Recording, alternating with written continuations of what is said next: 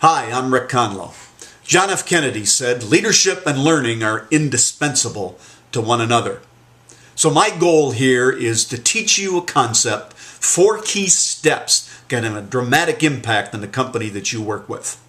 So are you open to a new idea? And if it could give you that kind of result, would it make a difference? Well, according to research from Forrester and the PIMS database, the concept I'll talk about here is worth doubling the growth rate of a business. Do I have your attention? Well, here's what it is. It's all about improving the customer service and loyalty in an organization. 70% of companies, often I've seen research saying more than that, up to 80%, fail in their effort to get this done. So most aren't quite sure what it takes to make it happen. I've got 4 key steps that'll get it done. But first, let me give you an example. A company we worked with going head to head against the largest company in the world.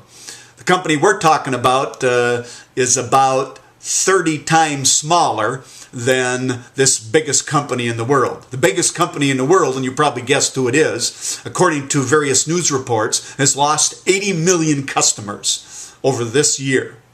Their growth rate in the beginning of the year was negative and just recently had some small 1% growth rate. Compare that to the company I'm talking about that focused in on their customer service and loyalty as a differentiation point between this biggest company of the world. So this company I'm talking about has 8% growth rate.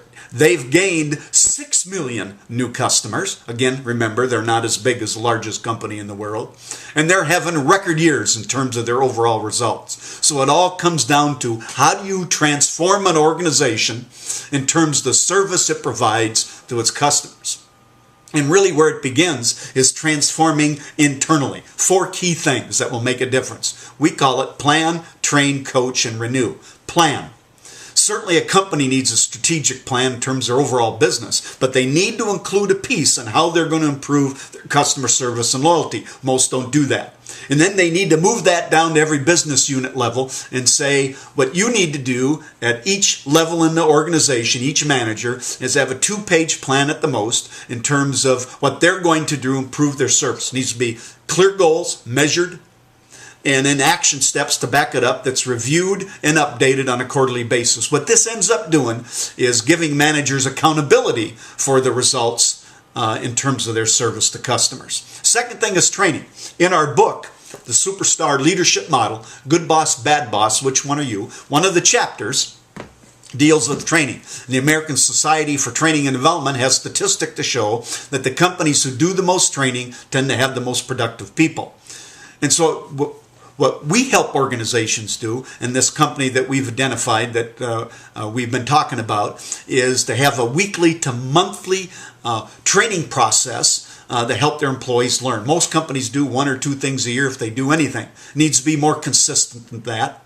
And then the managers need to be trainers. They're the best trainers of employees long term anyway because they're every day reinforcing what needs to be done. Third area is coaching. Most managers fail miserably at that because of the tyranny of time, and they get sidetracked in terms of what they want to focus on, so they don't get it done. You need to systematize it and organize it with some measurement and documentation to back it up. And then the coaching process becomes more visible, and managers get it done more effectively, can have a positive impact on the morale and the engagement of employees. And the renew piece is absolutely critical. As I said earlier, most of these efforts fail because of changing priorities in the organization. Company gets something started. I don't know what it is, if it's a characteristic of companies, whether they're small or large. So once they start something, get some momentum, boom, they get off it, go on something else.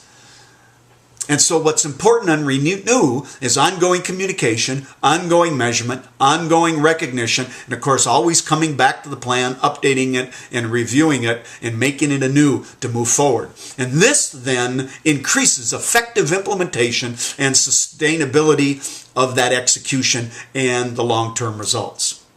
What we found is most companies need help getting this done. They can't do it on their own because of the nature of business. So what does it take?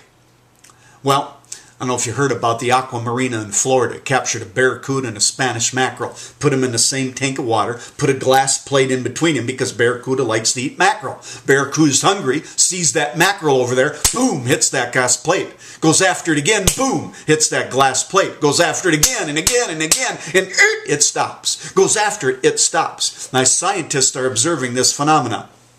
That's what scientists do. They take the glass plate out of the water. Mackerel's way over here. Barracuda sees it, goes after it, stops, swims away. Goes after it, stops, swims away. Why did it stop? Out of habit. That it can only go so far. And managers need to have a courage to get a partner to help them be more effective. Courage internally, or a courage to have somebody from outside work with them so they can be more effective to improve their customer service. So you have a great day. Look forward to talking with you soon.